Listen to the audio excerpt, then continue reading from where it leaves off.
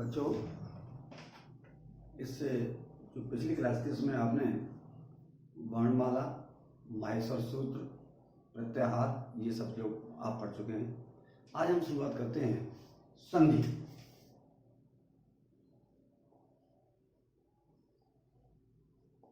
संधि संधि का अर्थ है मेल।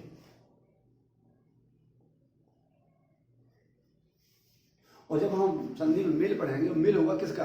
व्यक्तियों का नहीं, केवल शब्दों का। तो मेल होगा शब्दों का, शब्दों का। अब देखिए, मान लीजिए एक ये शब्द है और दूसरा ये शब्द है। तो जब हम इन दो शब्दों का मेल करेंगे तो इसका अंतिम वर्ण और इसका प्रथम वर्ण, इन दोनों के बीच में ही संधि होगी। तो हम संधि होगी, इसका मतलब है शब्दों का जो ये है, ये भाग है उत्तरार्ध और पूर्वार्ध दोनों भाग, ये क्या कहलाते हैं?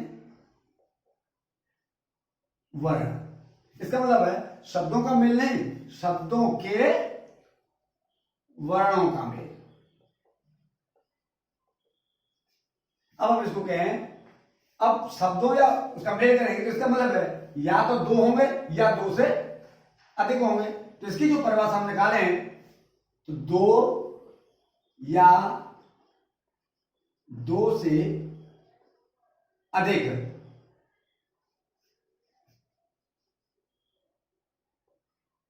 शब्दों के वर्णों में मेल। जब दो या दो से अधिक शब्दों के वर्णों में मेल हो, और मेल होने के बाद में इन दोनों में कुछ न कुछ विकार या परिवर्तन होता है, तो हम उसको कहते हैं संधि। तो दो या दो से अधिक शब्दों के वर्णों में मेल से शब्द में जो विकार उत्पन्न होता है,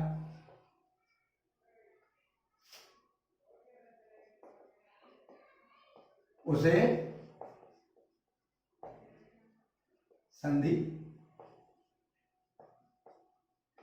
कहते हैं। मतलब फिर दोबारा सुनिए, दो या दो से अधिक शब्दों के वर्णों में मेल से शब्द में जो परिवर्तन होता है उसे संधि कहते हैं। जैसे देवधन आलय,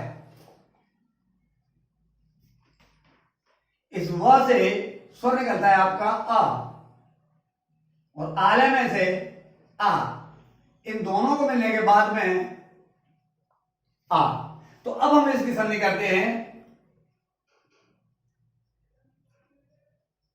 देवालय। मतलब क्या है? इसमें दे है, व है, ल है, या है, लेकिन जो आ है वो इसमें सम्मिलित हो गया। इसका मतलब है इन दोनों के मेल करने से इनके वर्णों में विकार उत्पन्न हुआ।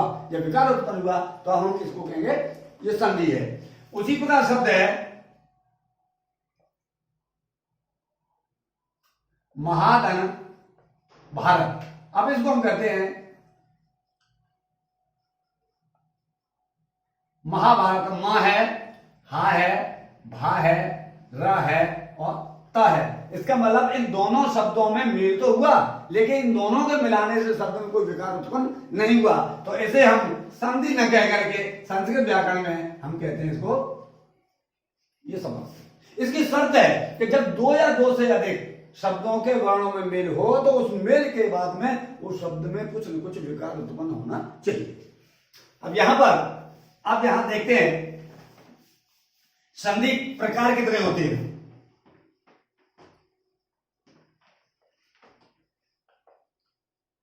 संधि के प्रकार में संधि होती है, एक तो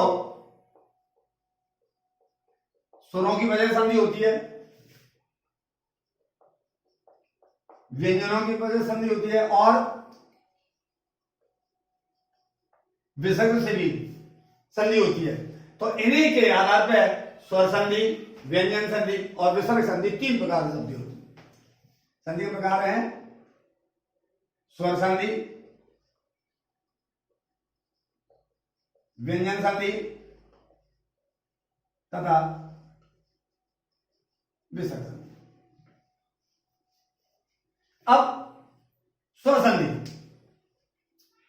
तब इसी परिभाषा से हम इसकी परिभाषा कहते हैं दो या दो से अधिक शब्दों के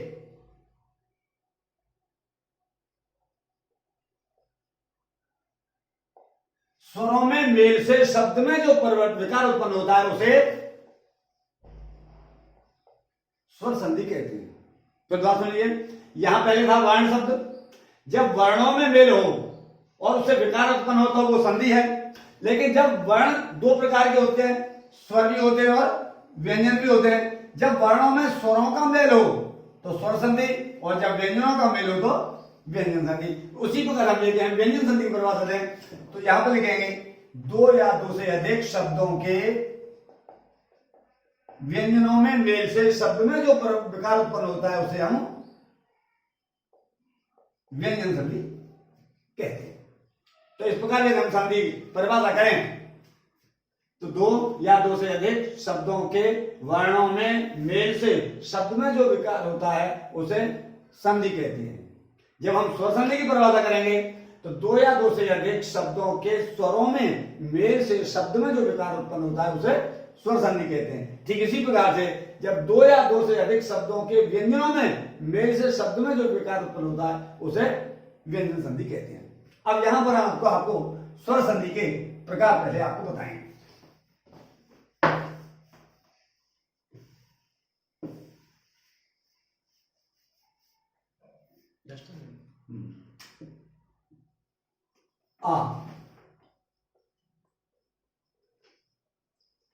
स्वर संधि।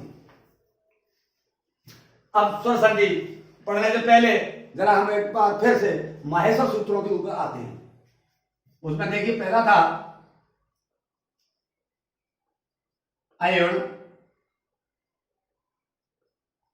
ऋल्विक,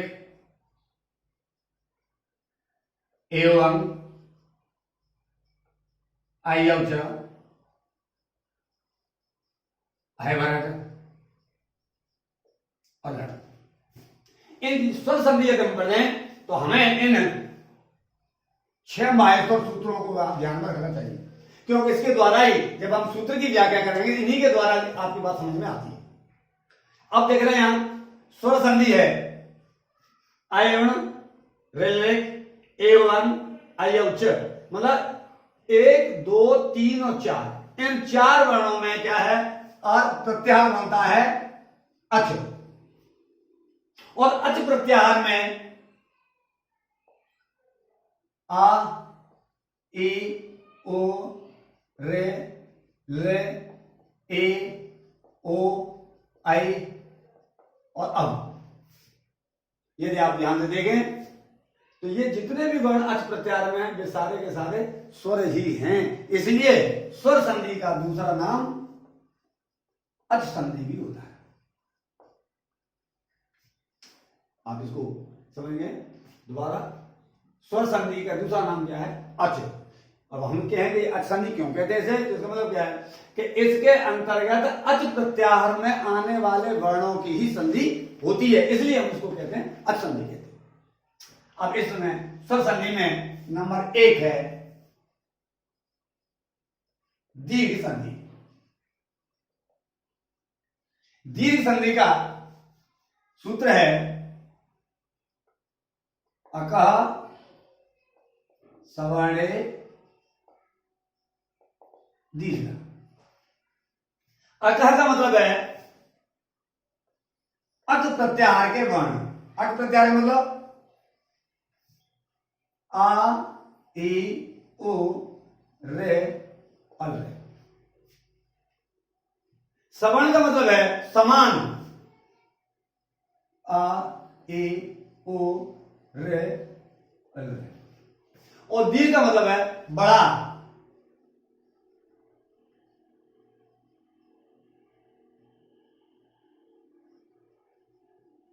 मतलब लरे का दीर्घ भी रे। ये होता है। तो इसका मतलब है यहां पर ले क्या है ये।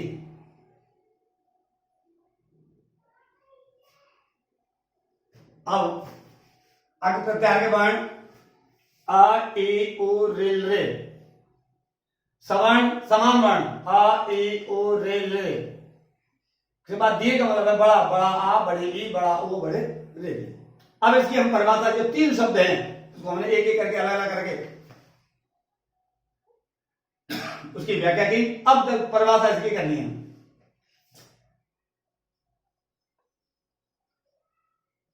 ह्रस्व या दीर्घ आ ई उ रिल रे के बाद,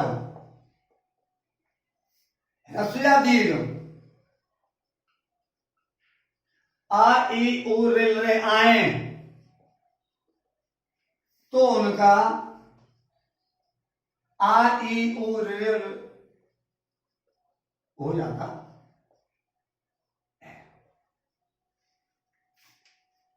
तीन शब्द हैं अकह सवर्ण दीर्घ।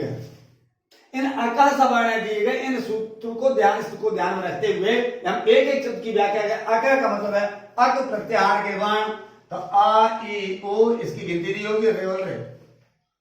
सवर्ण का मतलब है समान वर्ण, आ के बाद आ, ई के बाद ई, उ के बाद ओ, रे के बाद रे और रे के बाद रे, यदि आते हैं तो उनका मिलकर के दीर्घ मतलब आ ई उ रे और रे का भी रे ही हो जाता है, ये हो जाता है। अब इसमें उदाहरण के तौर पर आप देखें, पहले तो आप ये कहें ह्रस्व या दीर्घ का अर्थ क्या है। ह्रस्व या दीर्घ का मतलब है चाहे तो ये हो, ये भी ह्रस्व, ये भी ह्रस्व, तब भी इसका क्या होगा आ। ह्रस्व के बाद में दीर्घ आए तब भी आ, दीर्घ के बाद में ह्रस्व आए तब भी इसका आ, और दीर्घ के बाद दीर्घ आए तब भी इसका मतलब क्या है। देखिए ये है ह्रस्व या दीर्घ, तो ह्रस्व है ये, के बाद में ह्रस्व ये आया तब भी दीर्घ हुआ आ, ह्रस्व के बाद में दीर्घ आया तब भी आ, दीर्घ के बाद में ह्रस्व आया तब भी आ, और आगे दीर्घ के बाद दीर्घ आया तब भी आ। मतलब क्या है, ये आ के बाद में समान वर्ण है, इनके समान के अलावा आ के बाद ए नहीं होना चाहिए, ई के बाद ओ नहीं होना चाहिए। मतलब आ के बाद ए हो, ई के बाद ई हो, उ के बाद ओ, रे के बाद रे हो, तभी हम ये कहेंगे कि वह ह्रस्व या दीर्घ। आ ई उ रिल रे के बाद में ह्रस्व या दीर्घ आ ई उ रिल रे आए तो उनका मिलकर के क्रम से आ ई उ रे हो जाता है। अब जैसे इसके अलग अलग उदाहरण हैं,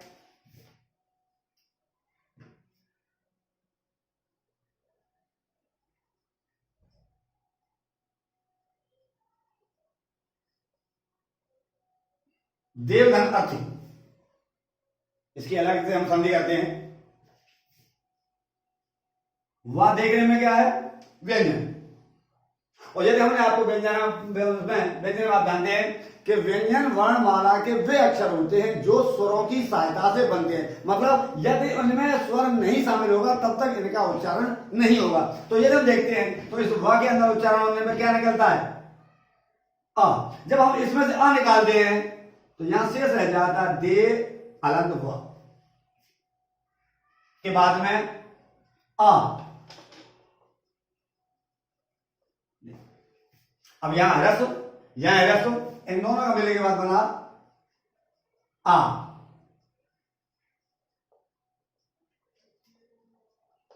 अब इसको हम जोड़े दे, आप जुड़ने के बाद आपको हलंत है, इसको हम पूरा करेंगे तो क्या आ जाएगा देवा। तो यहां है अधन अ, ह्रस्व के बाद ह्रस्व आया तब भी इसका मिलकर के ये हुआ। अब आया हुआ देव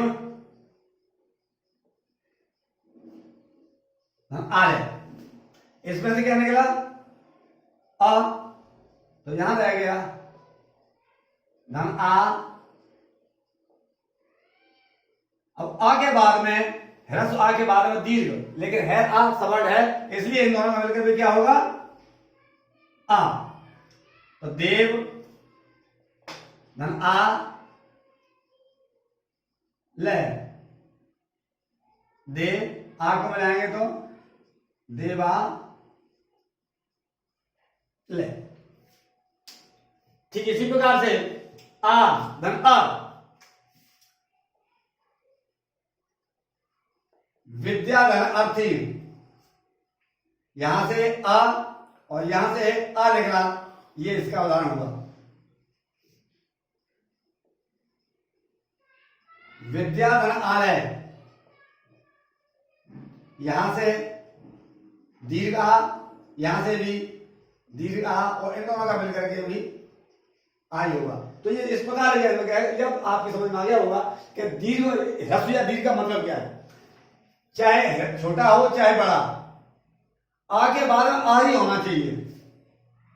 इसी प्रकार से हम कहें, अब इसको हम अलग से मिलाते हैं। अब हम देखते हैं ई के बाद ई,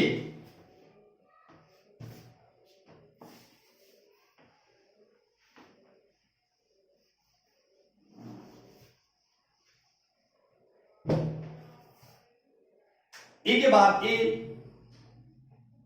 ह्रस्व ई बराबर है दीर्घ ई, रवि धन इंद्र, रविंद्र। जैसे ए धन ए, इन दोनों का मिलके ई। दूसरा बराबर ई, यहां क्या किया हम, रवीश, जैसे रवि ईश। अब ई, यहां पर दीर्घ ई, दोनों का मिलके ई, तो इसका उदाहरण यहां पर हम लिए हैं। इस प्रकार आपकी समझ में ह्रस्व या दीर्घ आ गया। उसी प्रकार ई धन ई बराबर ई, और ई धन ई बराबर भी ई। जैसे हम ये कहें नदी धन ईश, दीर्घ दीर्घ बराबर है नदीश।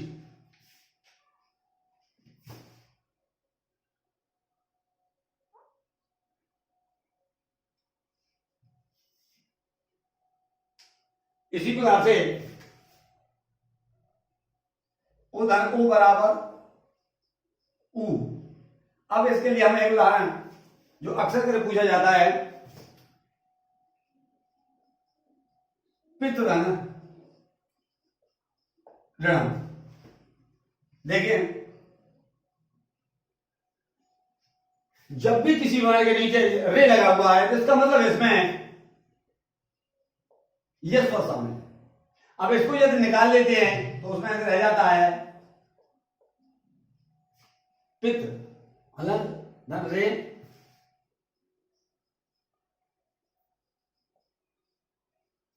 और रे के बाद रे आया तो यहां पर दीर्घ हुआ, पितृ धन बराबर है पे, ता में डबल है तो 1 2 पितृ। इसी प्रकार मातृगणम, ये भी शब्द है, ये शब्द आते हैं यहां पर।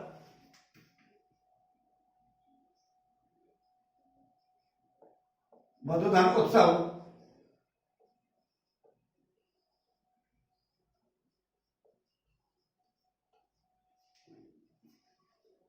इन चीजों को ध्यान रखते हुए क्या, अब आपकी समझ में आ गया होगा। अकह सवर्ण है, दीर्घ है, दोबारा प्रत्यय लीजिए।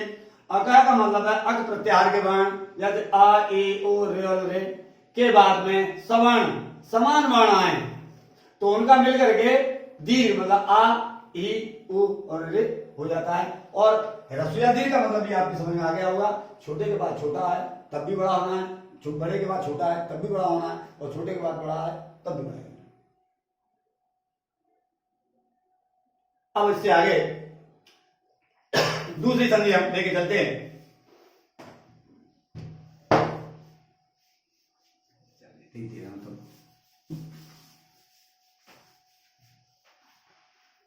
दूसरी संधि है गुण संधि।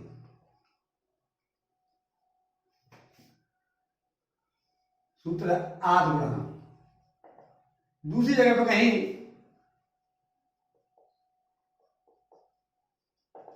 किसी किसी किताब में आपको आधे गुण अभी लिखा हुआ मिलेगा। अब आद गुण,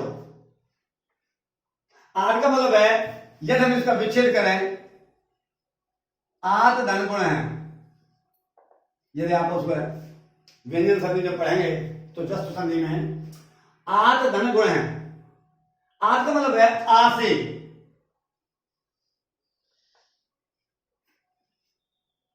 हेलो, आ से का मतलब है, देखिए पुराने जो गणित के बच्चे होंगे वो जानते होंगे,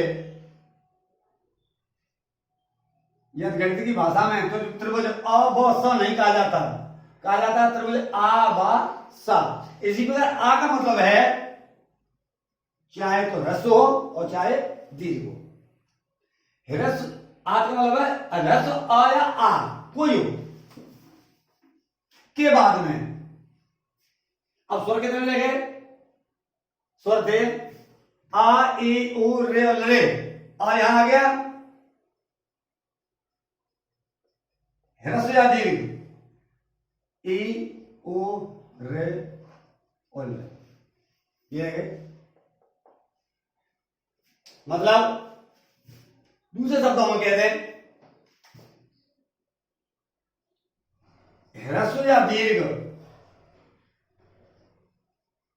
आ के बाद, तो चाहे तो छोटा आ हो चाहे बड़ा आ हो, के बाद में ह्रस्व या दीर्घ मतलब चाहे तो छोटी हो चाहे बड़ी हो, चाहे छोटी हो चाहे बड़ी हो।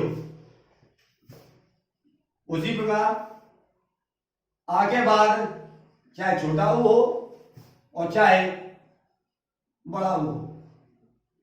आ के बाद चाहे तो छोटे हो या बड़े हो।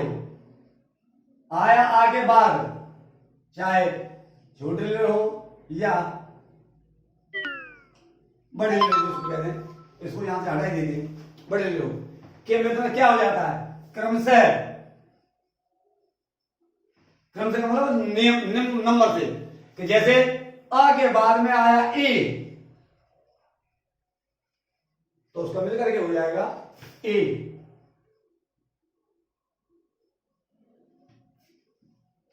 आया आगे बाद, यदि ओ आया तो हो जाएगा ओ। यदि आया आगे बाद रे आया तो हो जाएगा अर, और आया आगे बाद यदि रे आया तो हो जाएगा अर। फिर दोबारा इसको सुन लीजिए। ह्रस्व या दीर्घ आया आगे बाद, ह्रस्व या दीर्घ ई उ रिल रे आए तो उनका क्रमशः ए ओ अर और अल हो जाता है। मतलब दोबारा फिर हम इसको समझाएं।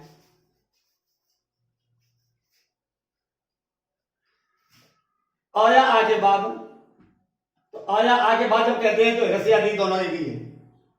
आया आगे बाद ह्रस्व या दीर्घ ई उ रे आए तो उनका क्रमशः ए ओ अर और अल हो जाता है। मतलब जैसे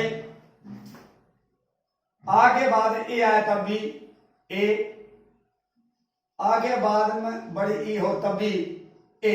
कभी कभी बच्चों में अंदर ये भ्रम रहता है कि आया आगे बाद में बड़ी ई आई है तो इसको बड़ी ए बने, नहीं बनेगा।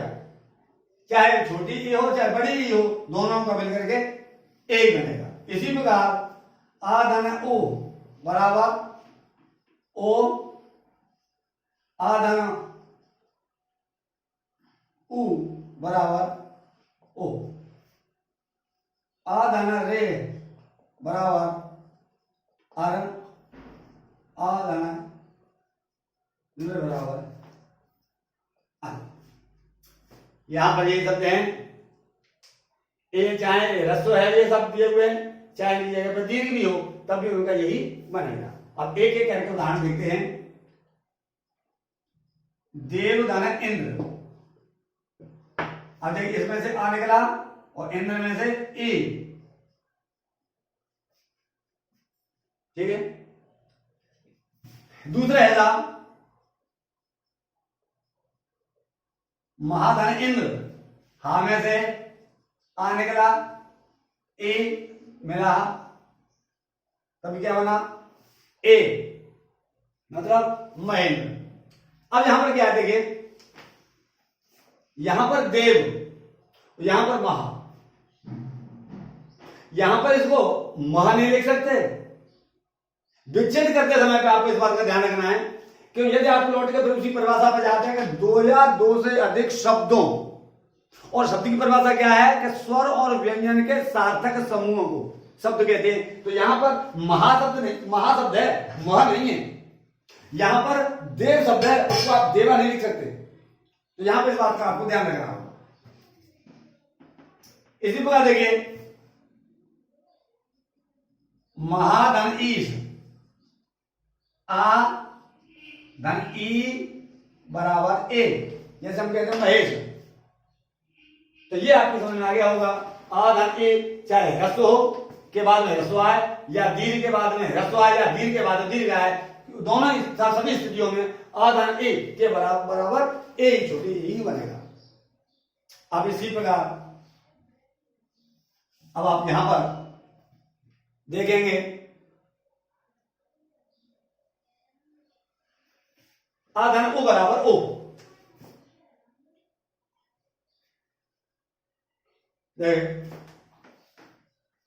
देवधन उत्थान, आ उ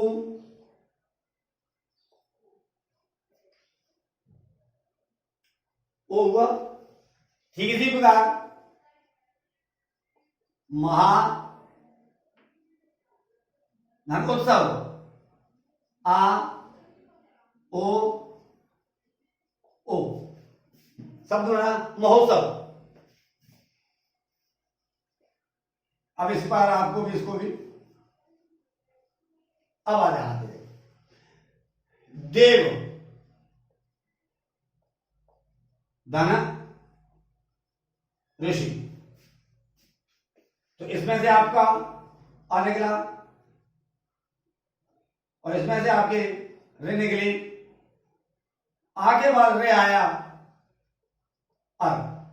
अब यहां देखिए आ निकलने के बाद यहां क्या रह गया, देव वो अलंग, अर हो गया और शिव। अब जोड़े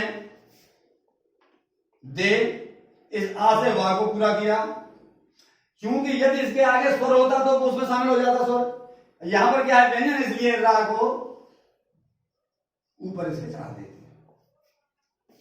इसी प्रकार यदि हम कहेंगे महाधन ऋषि, तो यहां पर आ रे, उसके बाद भी क्या होगा अर, तो इसका हो जाएगा महाधन रे, तो इसका हो जाएगा महर्षि। अब आप क्या है तब धन रकार है,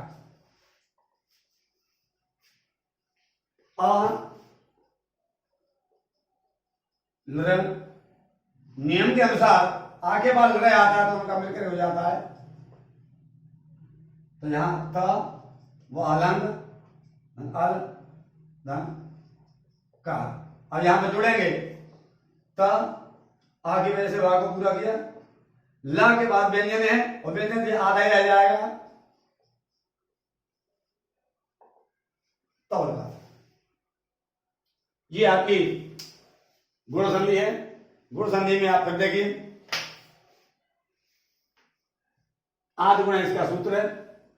आद का मतलब है विच्छेद करते हैं तो आत का मतलब है आ से, और आ से मतलब आ ह्रस्व या दीर्घ आ, मतलब चाहे छोटा हो चाहे बड़ा हो आ के बाद में शेष स्वर रह जाते हैं ई उ रेल रे, तो उसके बाद में ह्रस्व या दीर्घ ई उ रेल रे आए तो उनका मिलकर के क्रम से इसलिए ये कहा है कि आ के बाद ओ नहीं आना है, आ के बाद यदि ए आएगा तो ए होगा, ठीक इसी क्रम में ये है तो उसी क्रम में उसका ओ के बाद में ओ, रे के बाद में अर और उसके बाद ल अर होता है, तब आगे इसको कहते हैं। आप एक एक करके उदाहरण देखें और उन उदाहरणों के द्वारा आपको ये मालूम पड़ जाए। अब इसका आप अभ्यास करना चाहते हैं तो आप अपनी किताबें उठाइए और किताब उठाए के बाद स्वर और व्यंजन स्वर संधि में और स्वर संधि में दीर्घ संधि और गुण संधि के आप उदाहरण लें, और जहां से कोई चीज आपको समझ नहीं आती तो अध्यापक से पूछ सकते हैं।